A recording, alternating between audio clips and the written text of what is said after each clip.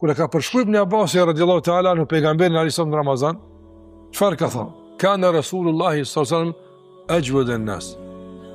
I dërguari alayhis salam ishte njëri më bujar, gjithmonë gjatë tavit njëri më bujar. Wa kana ajwad ma yakun fi Ramadan hina yalqahu Jibril.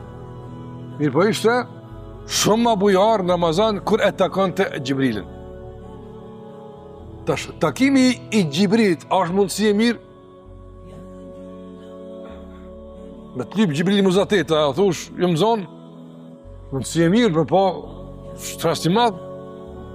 Pejgamberi e ka shfrytzuar mundësinë e përsëritjes së Kur'anit me Gjibrilin dhe shfrytëzimi nuk ka përfunduar këto. Thot Ibn Abbasi, i shtoi bujaria, vrehej gjurma e takimit me Gjibrilin atë. E pejgamberi sa para na.